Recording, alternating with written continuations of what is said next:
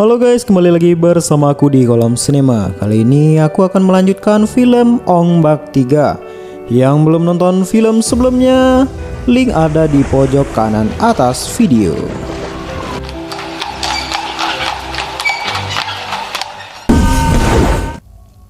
Di ending film sebelumnya, kita sudah diperlihatkan bagaimana Tien berusaha sekuat tenaga melawan pasukan Raja Sena. Namun sayangnya Tien malah berhadapan dengan gurunya yaitu Pak Cernang dan terpaksa harus membunuhnya. Ditambah lagi Tien dikepung oleh pasukan Raja Sena lalu ditangkap untuk dihukum. Dan dari sinilah film Ong Bak 3 dimulai.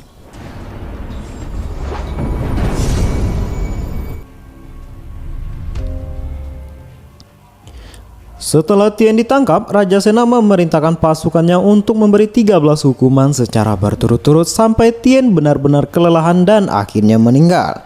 Tien lalu menjalani hukuman ke-8 di mana ia dipukuli menggunakan batang kayu dengan keadaan tangan terikat rantai.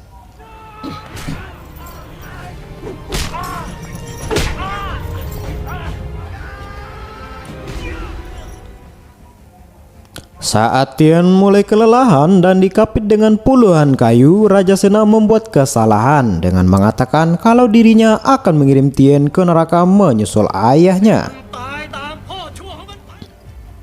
Perkataan itu pun membuat Tien marah dan dari sinilah Tien melakukan perlawanan.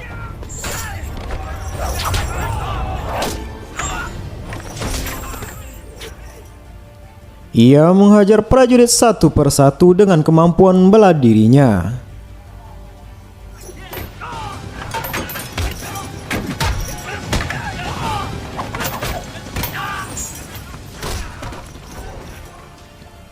Akan tetapi semua itu sia-sia karena puluhan prajurit terus bertentangan dan akhirnya Tien kembali ditangkap. Raja Sena kemudian memerintahkan prajuritnya untuk menyiksa Tien dengan menghancurkan tulang sikut dan dengkulnya agar Tien lumpuh serta tidak bisa lagi melakukan perlawanan.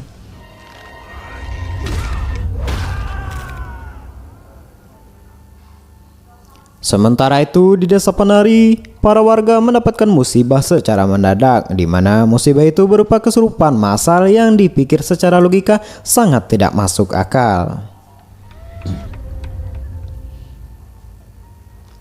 Simbah Buah sekaligus mentor Tien waktu kecil kemudian mencoba bermeditasi untuk mencari tahu penyebab kesurupan massal tersebut dan menemukan bahwa kesurupan itu disebabkan oleh dukun sekaligus pendekar burung beruk bernama Putih, sangka yang sebelumnya menghajar Tien di ending film sebelumnya. Dari sinilah Simbah Buah memutuskan untuk meningkatkan keimanannya dengan berubah menjadi seorang biksu botak.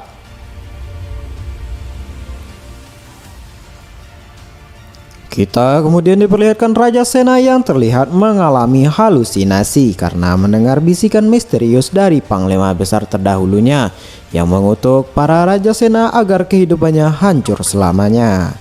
Rupa-rupanya Raja Sena mendapatkan gelar Panglima Besar ini dengan cara yang kotor, di mana waktu dulu Raja Sena sengaja meracuni Panglima Besar dengan pasta dan merebut posisinya. Sebelum meninggal, Panglima Besar itu mengutuk Raja Sena agar hidupnya hancur di kemudian hari nanti.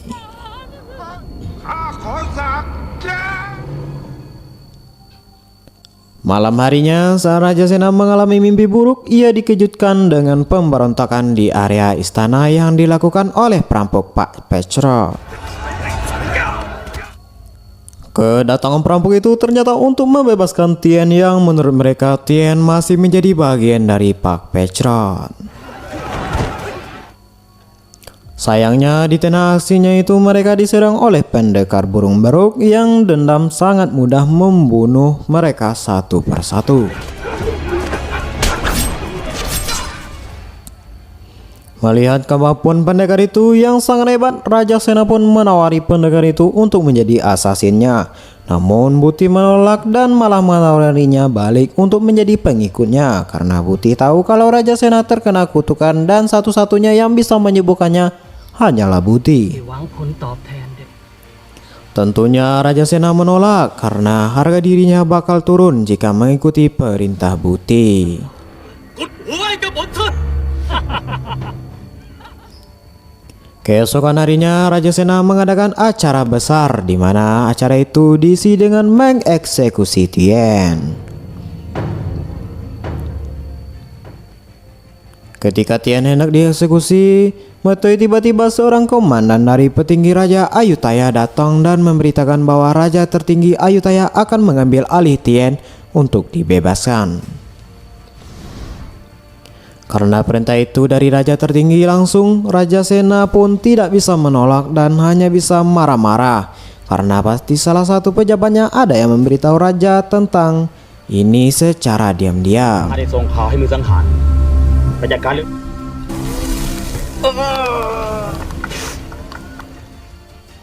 Tien kemudian dibawa ke desa penari di mana tubuh Tien yang sekarat ditemukan oleh Pim, teman lama Tien. Saat Tien hendak diserahkan ke Simbah Bua untuk disembuhkan, tiba-tiba pasukan asasin kerajaan datang untuk membunuh Tien. Untungnya utusan kerajaan Ayutthaya menghalangi mereka hingga terjadilah pergelutan.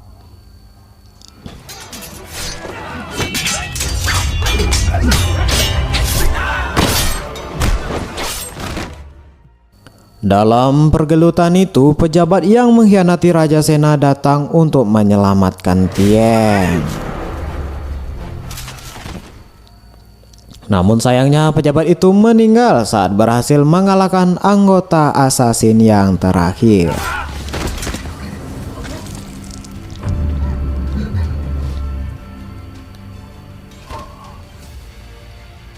Tien yang sekarat kemudian diobati oleh Bua dan para biara lainnya. Dalam pengobatan itu, tubuh Bua dibelebet menggunakan kain kafan, lalu dipanggang di atas asap layaknya membuat panggangan babi guling. เราคงต้องรอที่แห่งสา Dan untuk mempercepat penyembuhan Tien, Bua pun membuat patung Ong-Bak di mana patung itu dibuat dengan benda-benda berharga milik warga yang ikhlas memberikannya untuk Tien.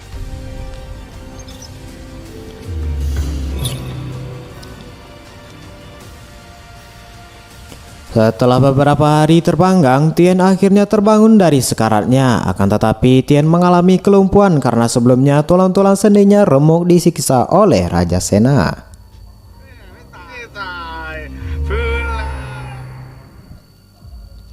Pim sebagai teman yang baik mencoba untuk menyemangati Tien, namun Tien menyuruh Pim pergi karena Pim malah mengajari Tien menari. Sedangkan kondisi tubuhnya sekarang sedang lumpuh, sangat tidak sopan sekali.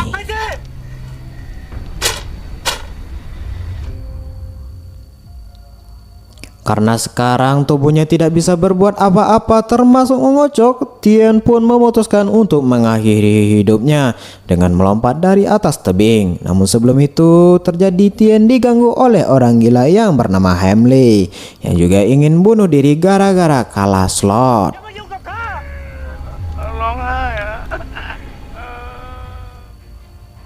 Di saat itu juga Bua datang dan memberi pencerahan kepada Tien. Si Bua mengatakan kalau Tien memiliki arti terang. Ia lalu menyuruh Tien menatap sinar fajar Sad Boy yang baru saja terbit. Dan begitulah Tien seharusnya, karena Tien harus bangkit untuk memerangi kegelapan. Menyadari hal itu, Tien pun tersentuh dan mengurungkan niatnya untuk bunuh diri Rai. Si Bua lalu mengirim Tien ke sebuah kuil di tengah hutan untuk meminta Tien untuk bermeditasi di sana guna menghilangkan pikiran kotornya. Dalam menjalani meditasi itu, Tien berusaha sekuat tenaga untuk melawan sakit lumpuhnya. Ia sengaja memutar-mutarkan sendi-sendinya secara otodidak dan akhirnya ia pun pulih dari lumpuhnya.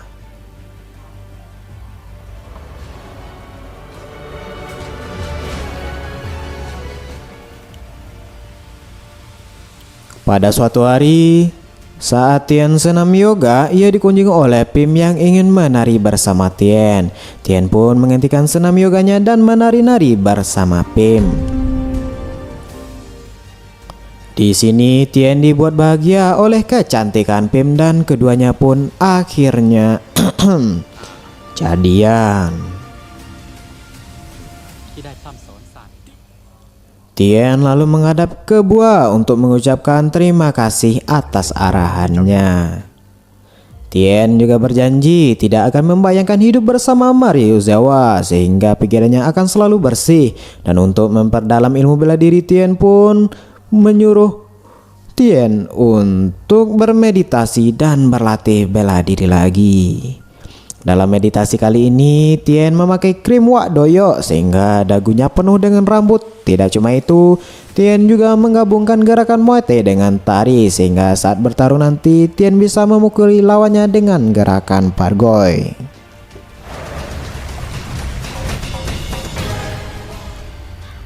Sementara itu, Raja Sena yang masih diliputi bisikan gaib memutuskan pergi mengunjungi kuil Buti untuk meminta pengobatan. Namun saat bertemu Buti, Buti malah menyerang Raja Sena dengan sihir dan minta Raja Sena untuk menyerahkan jabatannya. Tentu saja Raja Sena menolak dan mencoba melawan Buti dengan pedang.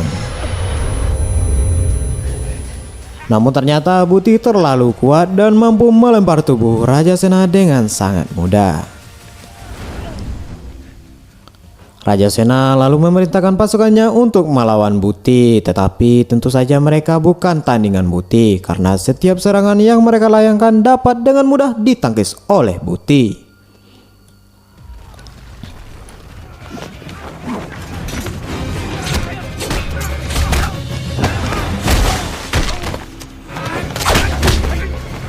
Setelah mengakhiri semua pasukan Raja Sena, Buti mengeksekusi dengan memotong kelapanya.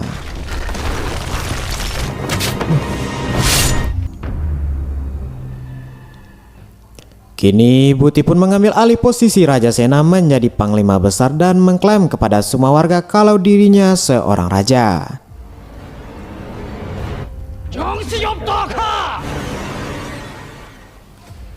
Di hari berikutnya, saat Tien sedang berlatih di bawah pohon besar, tiba-tiba ia dikepung oleh pasukan Buti yang datang untuk mengakhiri nyawa Tien. Tanpa pikir panjang, Tien pun menghajar pasukan tersebut dengan gerakan barunya. Hal itu membuat dia mulai bangga karena pelatihannya sangat berhasil.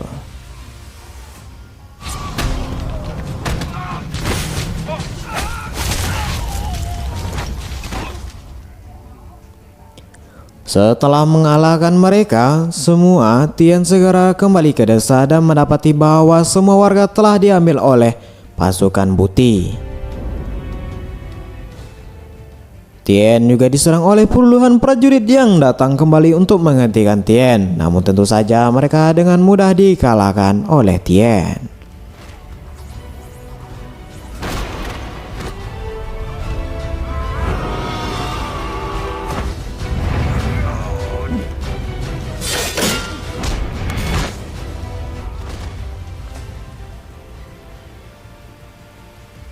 Setelah mengalahkan mereka, Tien menghadap ke Bua yang ternyata masih hidup.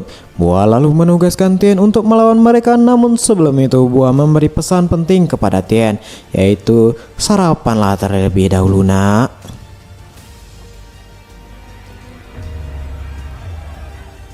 Sementara itu di istana, Buti memerintahkan prajuritnya untuk menyiksa para warga guna membangun gedung Burj Khalifa. Buti juga memerintahkan prajuritnya untuk menyembelih gajah, di mana darahnya dikonsumsi oleh Buti sebagai asupan tenaganya.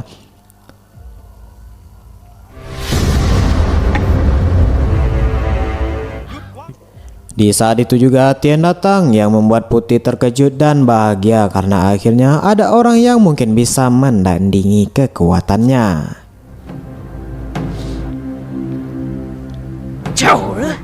Buti lalu menciptakan sihir berupa gerhana matahari yang membuat para warga tunduk kepada Buti karena mengira ia adalah dewa.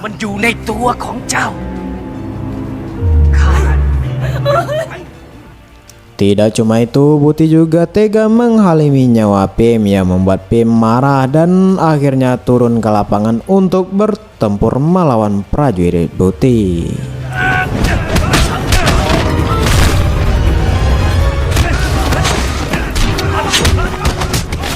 Buti lalu mengajar semua prajurit Buti dengan diliputi rasa balas dendam dan kebencian. Hal itu membuat Tien tidak terkontrol dan menyerang lawannya dengan sangat brutal.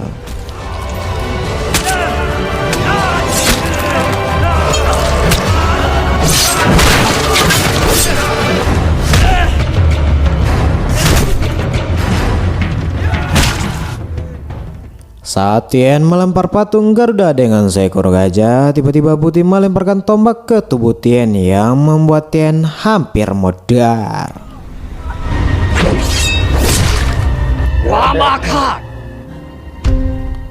Namun justru hal itu membuat Tien mendapatkan kekuatan dari sang dewa, di mana Tien sengaja mengosongkan pikirannya kotornya untuk kembali ke waktu sebelum Pim terbunuh. Tien lalu meminta bantuan kakek Zeus untuk menyentrum Buti. Setelah itu ia membuka gerhana matahari yang membuat lokasi itu terkena sinar matahari. Sinar tersebut membuat semua prajurit Putih melemah secara mental dan kodrat.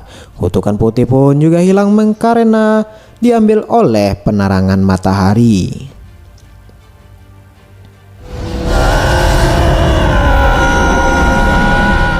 Tien kemudian mulai bertarung melawan Buti.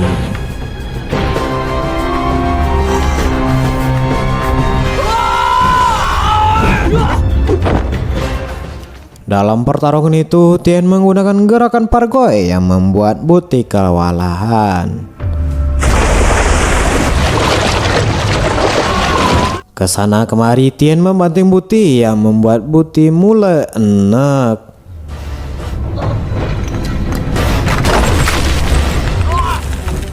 Buti akhirnya berhasil menendang Tien, kemudian lanjutkan dengan melempar belembing ke arah Tien, tetapi lembing itu berhasil ditangkap oleh Tien.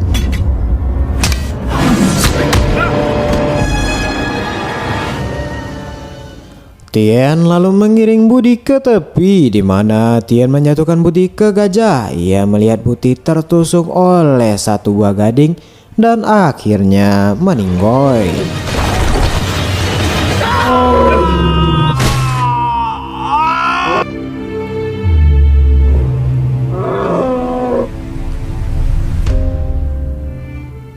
Setelah kekalahan Buti, para warga pun kembali menyembah Ong Bak. Film pun berlendir. Terima kasih sudah menonton.